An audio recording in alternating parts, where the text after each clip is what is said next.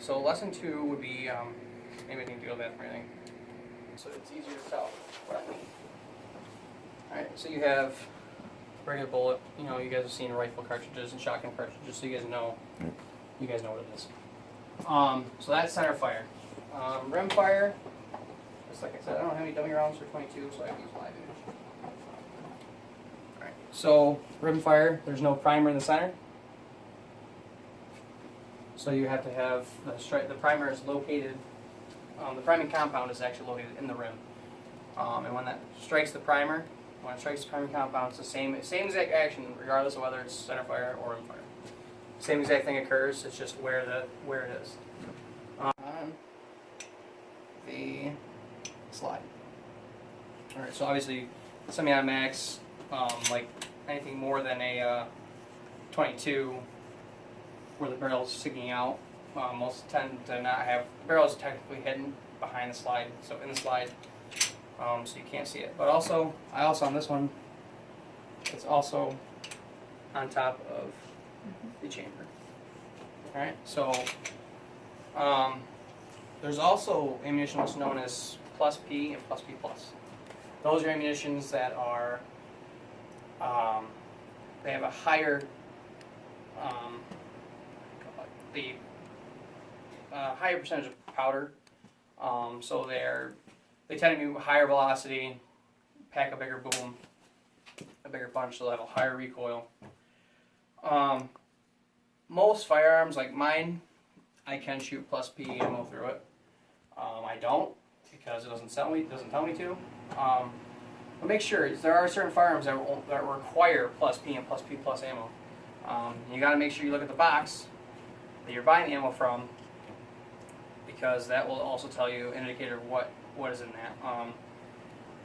Story, I went to Field and Stream, and I was looking around browsing through their ammo, and I actually found plus P ammo mixed in with regular ammo. Oh, great. So I had let them know, you know, and they had fixed it, and they had thanked me because, you know, that's a big deal. Yeah. God forbid somebody has a gun that cannot handle plus P or plus P plus ammo, and the gun explodes in their face, in their hand. Yep. You know, so that's something to just really look out for. People make mistakes. You think that buying ammo is no big deal, not a big thing, you shouldn't pay attention, which generally you don't. Right. But make sure you do. And even after you purchase the ammo and you think you're okay, when you take it out of the box, on the ammo itself, on the back of the cartridge, there's going to be a stamp of what it is, or an indication of what it is. So you'll see 9mm, you'll see 9mm para, you'll see 9mm Luger for 9mm. You'll see 22 or 22 LR.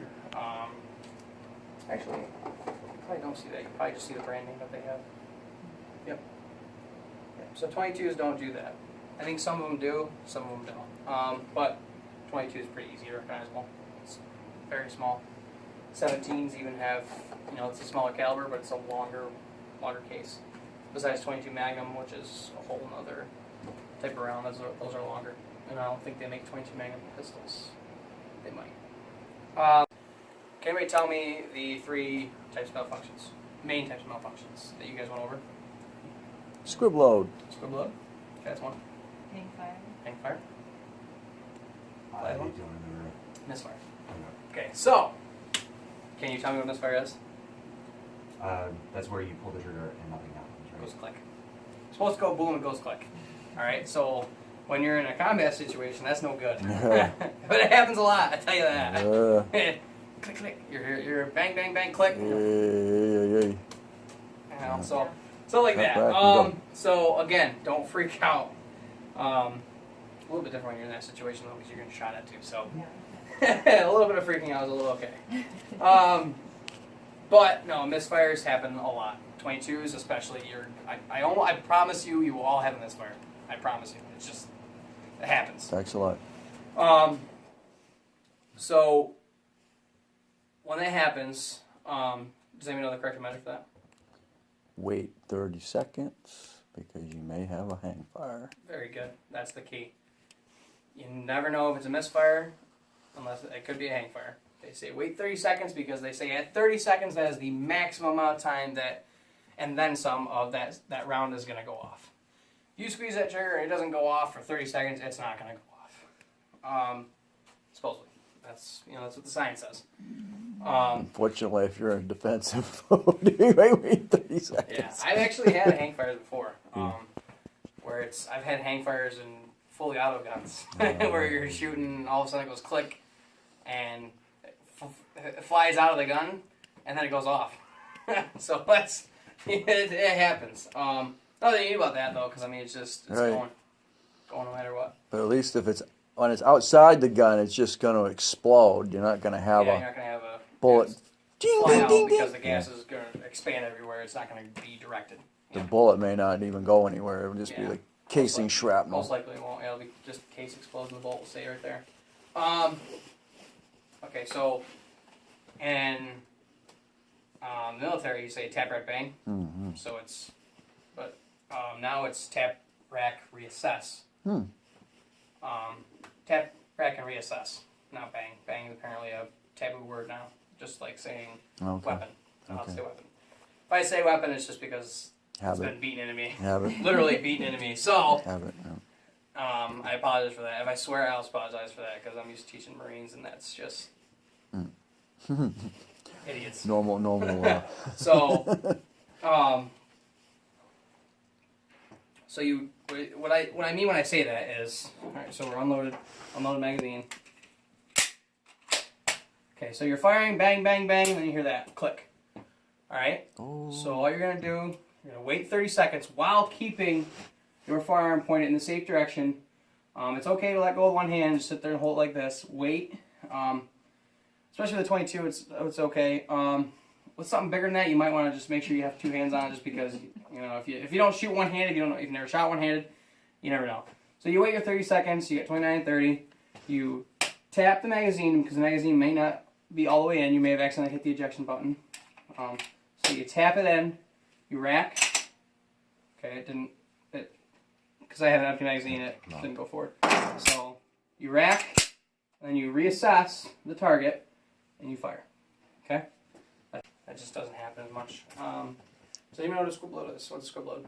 Dana, you said squib load. What is it? Squib load is a very mild shoot, but the main thing about it is the bullet may not leave the chain. May not That's the most leave the important part. muzzle. Never had that happen to me before. A guy at the club, though, Mr. Baker, he actually has had it happen to him before, where he had it stuck in, he had a revolver and he had it stuck in the barrel. And if you don't know anything about revolvers, you shouldn't take them apart unless you're a gunsmith, because they're just a whole nother level of complexity and stuff like that. It's like the automatics, you can take it apart, no problem. For the most part, you should be able to. So it's generally it's a very easy fix, because all you gotta do is you just remove the barrel from the firearm itself, so it can't do anything, and then you poke through. Use a punch rod, something like that, a cleaning rod, punch it through. You should be okay. Check the barrel, make sure it doesn't, nothing, there's no shrapnel left over in it, because there will be stuff in there, so you can blow it out, use regular cleaning, clean the barrel out real good, and then you can continue to fire. What I've seen before with people, I've heard stories of it, is where people have had a squib load. I'm like, oh, that's weird. That was light. And you'll be able to tell. If you're shooting and you hear your target, you hear bang, bang, bang, and you hear bang. It's an audible difference, and you can tell. And there won't be as much recoil as well. You're waiting for the Problem recoil. is, you don't know if that bullet went out or not. Sometimes it's hard to tell. So I've watched videos of people shoot again, and their barrel goes. So that's a whole other problem, because that's We had that. not only are they at risk. This person, luckily, they were fine. Nothing happened to them. Everything went out. But their barrel was fried. Their pistol, the front of their pistol was all mutilated. They had to pretty much order, you know, get almost a whole new set of parts for their pistol. So you have those problems. Another common thing that they don't have in here is called a stovepipe, and that is where, when in a semi-automatic, when you have a cartridge get stuck upside down, sticking up, or it could be, I've also seen right side up. Oh. So you have it, you're shooting, it chambers around, but it also goes like this. And you have a round sticking out like that. It'll be empty though. That'll be the round that they had just tried to eject. So you sit there, you try to shoot, and it won't shoot. The corrective measure for that is just a sweep. I put it too far in there. So you hope that the corrective measure is just an easy one. Actually do it like this. Okay, anyways. It's hard to do. It's hard to replicate yourself. I've actually watched videos of people trying to do it. It's actually hilarious to watch. So what you would do is you have it sticking out. You basically just go like that and flip it back forward. And then the best way to do it, you can keep shooting if you're in a really tactical combat. Just shit's hitting the fan. You're you have a corrective measure real quick. You keep trying to fire. If not, remove the magazine, open the chamber. A round may have gone in there, and most likely it did. So that will eject the round, pick up that round, load it back in the magazine, put the magazine back in, and re-rack the pistol. Alright, so that's that. Alright, so now we will go over positions. Actually, we'll do the dominant eye exercise. You guys know what the dominant eye exercise is? You guys went over that? You guys all right here. So positions. We won't go over a ton of stuff on the positions because it's just real quick and easy. You guys already went through it. It's nothing easy. You have the standing, the sitting, bench rest, one-handed. So all it is you have the bench rest position where you are sitting down on a bench.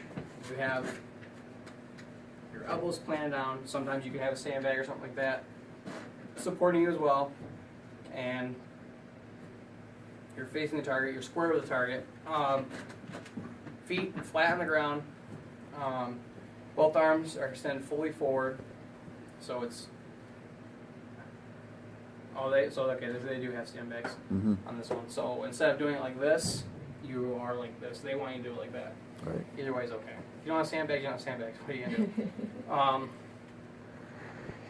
do? So that in that case, your position would basically be the same as standing. I do not agree with sitting. I don't think it's safe for pistols. Rifles, it's much easier. Shotguns, much easier. But Just an accuracy I mean, thing. you have to move your head down out like that. They say that you should have head fully erect if necessary. Raise the sandbag. So everybody's got 2-foot sandbags. Do like this and be way up here. It's not going to happen. You have to get that sandbag that's that tall.